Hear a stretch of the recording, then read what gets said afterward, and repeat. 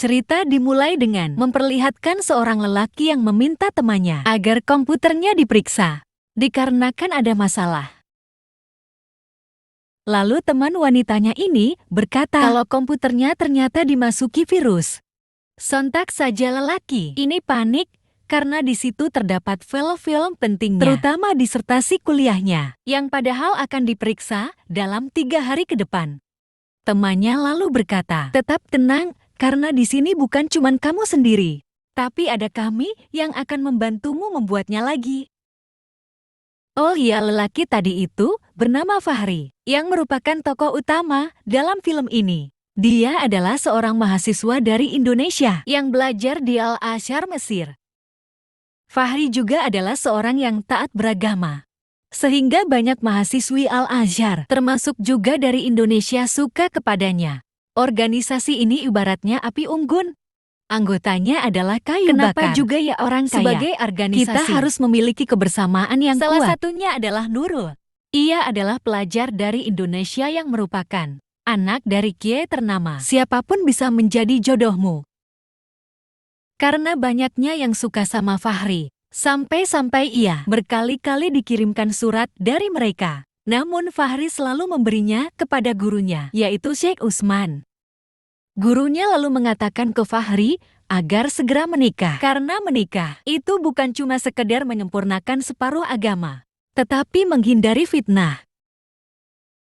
Scene berlanjut, di mana kita diperlihatkan perseteruan antara bapak-bapak dengan seorang wanita bercadar, dikarenakan ia memberi tempat duduk kepada penganut agama non-Muslim Amerika. Bapak ini berpikir kalau non-Muslim Amerika adalah seorang teroris yang haram kita kasihi. Islam itu teroris, padahal mereka sendiri yang teroris. Tidak peduli dengan namun semua wanita ini berkata kalau kita diajarkan untuk berbuat baik kepada siapapun. Kemudian datanglah Fahri yang kebetulan ada di situ, berkata kalau orang asing yang masuk dalam suatu negara dengan maka wajib kita hormati. Kemudian Fahri membawakan hadis Rasulullah, yaitu barang siapa yang menyakiti orang asing, maka ia telah menyakitiku. Dan barang siapa yang menyakitiku, maka dia telah menyakiti Allah. Namun Fahri tetap dipukul oleh bapak itu yang sangat kaku dalam beragama. Singkat cerita, wanita bercadar ini kemudian berterima kasih ke Fahri atas kejadian tadi. Dan juga berkata bahwa ia sangat jarang menemui seorang lelaki seperti pribadi Fahri. Nampaknya wanita ini sudah mengagumi Fahmi. Oh iya, saya lupa. Wanita bercadar ini bernama Aisyah. Scene berpindah, di mana kita melihat Fahmi sedang bersama teman wanitanya tadi, itu yang bernama Maria. Namun dia adalah seorang penganut agama Kristen. Mereka di situ sedang membahas tentang arti jodoh. Maria berkata bahwa jodoh itu diberikan Tuhan dari langit. Tapi Fahri bermaksud lain, kalau jodoh itu dari hati dan dekat sekali. Mereka pun saling menatap. Namun tiba-tiba Fahri berkata, "Astagfirullah, aneh kilaf." Dan dia pun pergi. Scene berlanjut, di mana kita diperlihatkan oleh Nurul yang terus meminta kepada pamannya, yang kebetulan dosen Al-Azhar, agar segera berbicara ke Fahri bahwa ingin dinikahinya. Namun pamannya berkata, untuk sekarang ini tidak bisa karena sibuk mengurus disertasi mahasiswanya. Singkat cerita, di mana Fahmi melihat wanita yang bernama Naura ini. Orangnya dipukul oleh ayahnya di bawah. Fahri yang tak tega kemudian menelepon Maria guna membantunya menolong wanita itu, dan mereka pun pergi.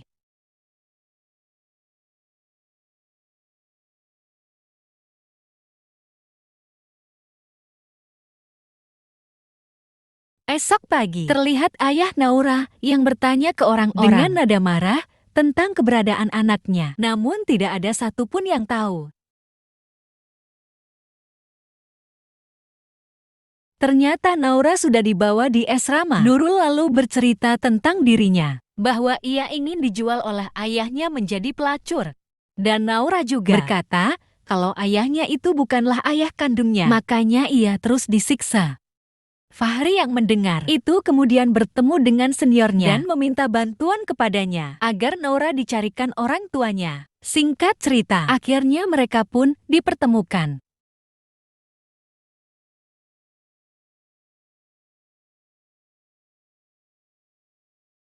Naura yang sudah aman, kemudian berterima kasih ke Fahri dan memberinya selembar surat. Nah, surat lagi kan? Emang enak mah. Karakter Fahri ini selalu jadi rebutan cewek. Fahri yang membaca surat itu karena Naura meminta agar dihalalkannya.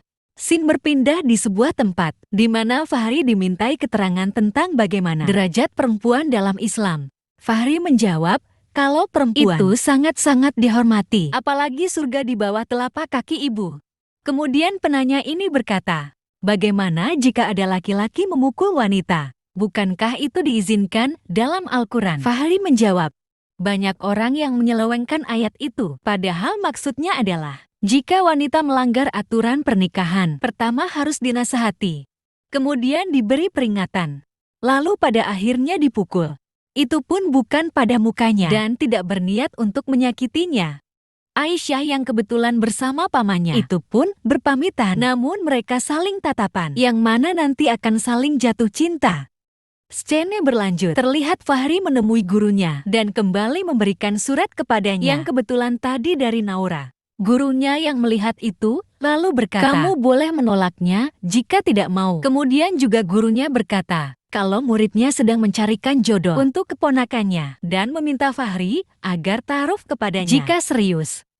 Scene berpindah di mana Maria sedang senyum bahagia memikirkan Fahri yang ternyata ia juga menyukainya. Lalu datanglah ibunya mengajak Maria ke rumah neneknya besok di Ugada. Singkat cerita, datanglah Fahri bersama gurunya di rumah keponakan muridnya tadi untuk bermaksud ta'aruf.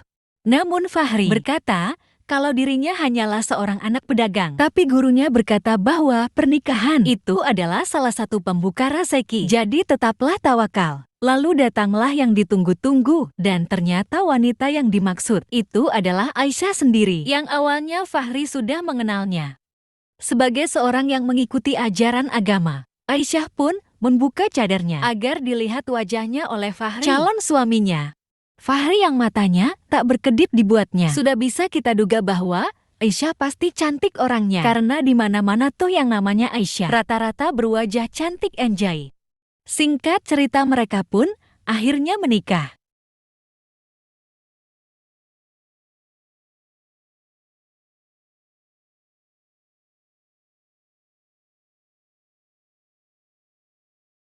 Dibawalah Fahri di rumah Aisyah yang ternyata sangatlah besar dan megah. Mantap kali nih, si Aisyah udah cantik, pakai cadar, solehah, dan kaya lagi. Scene berpindah di mana Maria sudah pulang dari Ugada dan bertemu dengan Saiful, temannya Fahri tentang keberadaan Fahri sekarang. Alangkah kagetnya Maria ketika Saiful berkata bahwa Fahri sudah menikah dan berada di rumah istrinya. Maria pun menangis dibuatnya. Emang siapa sih yang gak sedih kalau nikah sama orang yang dicintainya? Fahri yang sudah menikah, ia merasa heran dengan sikap Nurul kepadanya ketika bertemu. Dan begitu pun juga dengan Maria yang hanya menatapnya dengan sekejap. Atas keheranan ini, Fahri bertanya ke Saiful tentang apa yang terjadi kepada mereka. Saiful pun memberi usul ke Fahri agar mempertemukan mereka dengan istrinya. Dengan begitu Fahri akan tahu jawabannya.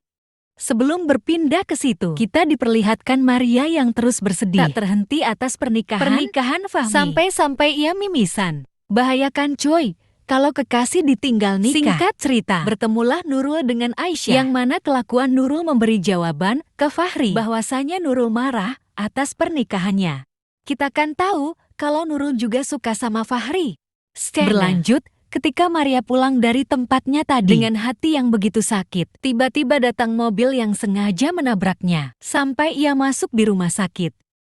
Emang apa sih karakter Maria? Udah ditinggal nikah, ditabrak lagi.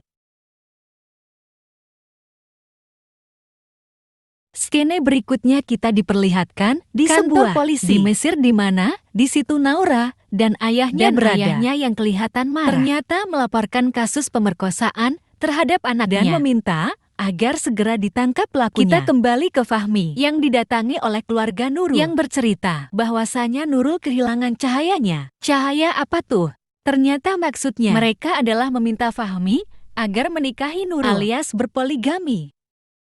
Aisyah sontak saja marah kepada Fahmi. Ada apa dirinya dengan si Nurul itu? Dan dari sinilah kehidupan rumah tangga mereka mulai diberi cobaan.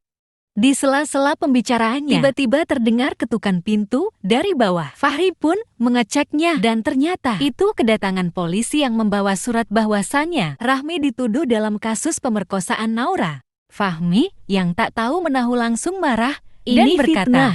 Namun juga pada akhirnya ia dibawa. Tibalah saatnya Fahri diinterogasi sama polisi tentang kasusnya. Namun Fahri yang merasa tak bersalah hanya bisa berkata bahwa ini fitnah walau tamparan terus mengenainya. Tetapi percuma Fahri begitu karena ia tetap dimasukkan dalam sel sama polisi. Aisyah yang sebagai istri yang baik berusaha agar suaminya dibebaskan dengan mendatangi seorang pengacara terkenal dan juga meminta Nurul menjadi saksi di pengadilan demi kebebasan Fahri. Di sisi lain juga, terlihat Fahri yang merenungi nasibnya di penjara bersama napi lain. Tibalah saatnya persidangan kasus Fahri dimulai. Pak Hakim kemudian membacakan kasus yang menimpa Fahmi, bahwasannya ia dituduh melakukan pemerkosaan terhadap saudari Naura. Lalu berteriaklah teman-teman Fahri bahwa itu fitnah terhadap Nurul binti Adel. Difitnah. Lalu berbicaralah pengacara Naura ke Pak Hakim atas pembelaannya. Disambut dengan Naura yang menceritakan kejadian yang katanya dialaminya. Ternyata kasus itu terjadi ketika Fahri dan Maria menolong Naura disiksa oleh ayahnya. Saya sebagai penonton merasa bingung. Apa sih tujuan Naura berdusta atas ini semua? Selesai persidangan, pengacara Fahri terus berpikir, bukti apa yang bisa kita tunjukkan ke Pak Hakim agar Fahri bisa dibebaskan? Fahri kemudian berkata, satu-satunya adalah mendatangkan Maria sebagai saksinya. Karena di kejadian malam itu, Fahri bersama Maria menolong Naura. Kembali lagi Fahmi kesal. Terlihat ia sedang membuka surat yang mungkin bukanlah surat cinta lagi. Tetapi ternyata itu surat dari Al-Azhar, bahwasanya ia dikeluarkan dari universitas tersebut. Kali ini Fahri benar-benar terpuruk atas musibah yang menimpanya. Lalu nabi lain yang bersamanya itu berkata, jangan putus asa, kita ambil contoh dari kisah yang sama dari Nabi Yusuf yang dipenjara akibat tuduhan pemerkosaan terhadap Zulaiha. Namun Nabi Yusuf tetap ikhlas menerimanya karena ia tahu itu adalah ujian untuknya. Skena berlanjut di mana Aisyah datang menemui kediaman Maria, yang mana Maria sedang koma akibat ditabrak tadi. Dan ibu Maria memberikan buku harian Maria tentang Fahmi kepada Aisyah. Kemudian Aisyah datang menemui Fahri dengan memberikan buku tersebut dan meminta Fahri menceritakan kisah pertemuannya bersama Maria dalam sebuah rekaman yang mana nanti agar bisa membantu kesadarannya. Ketika Aisyah memutar rekaman itu di dekat Maria, ternyata tidak berefek apa-apa. Lalu dokter berkata, jalan lebih baiknya adalah mendatangkan langsung Fahri di dekatnya. Singkat cerita, datanglah Fahri di situ dan terus memanggil Maria, minta tolong dibelikan CD atau keranjangmu yang suka Kemudian jatuh. Aisyah meminta agar Fahri menikahi Maria karena yakin itu akan menyadarkannya kembali. Dengan berat hati ia pun menikahinya. Terlihat Aisyah bersedih gundah, gelisah, dan menangis bercampur menjadi satu kepadanya atas pernikahan kedua suaminya, atau yang biasa disebut poligami. Dan ternyata Maria akhirnya sadar setelah menikah dengan Fahmi. Kemudian, kita kembali lagi ke sidang Fahmi. Terlihat pengacara Fahmi berkata ke Pak Hakim kalau ada saksi penting yang ia bawa, dan ternyata itu adalah Maria.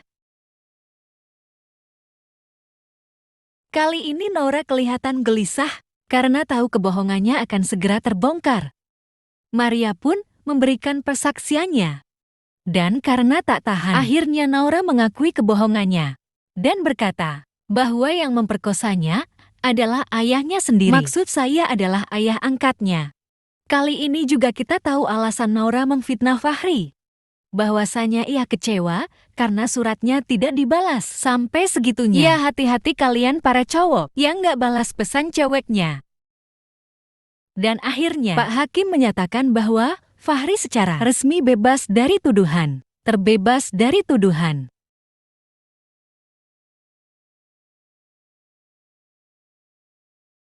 Tibalah Fahri di rumahnya bersama dua istrinya. Namun Fahri merasa bingung. Apa yang nanti akan dilakukan dengan dua istrinya ini? Gue sebagai penonton pun juga bingung harus menjawab apa. Soalnya jangankan dua istri, satu istri pun saya tak punya. Kecemburuan dalam rumah tangga pun terjadi.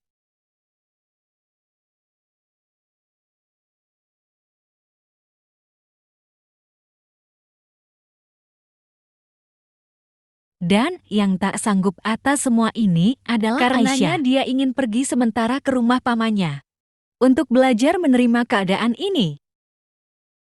Fahri yang kebingungan kemudian mendengar pencerahan dari seorang syekh bahwasanya yang ia harus lakukan adalah ikhlas. Sehingga tidak lagi memberikan kebahagiaan ke istrinya satu persatu, tapi harus dilakukan secara bersama. Ia pun berhasil menyatukannya.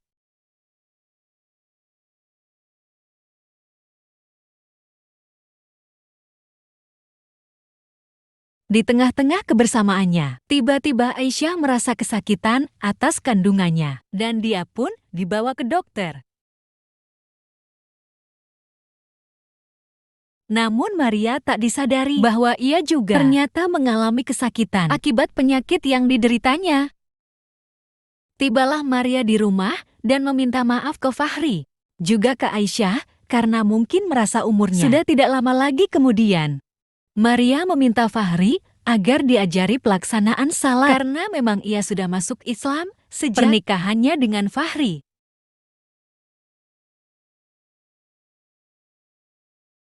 Di tengah-tengah salat, Maria kemudian menghembuskan nafas terakhirnya tanpa disadari Fahri dan Aisyah. Iya, karena mereka masih salat. Sesudah sholat, mereka baru menyadari kalau Maria telah meninggal dunia. Fahmi pun akhirnya hanya memiliki satu istri.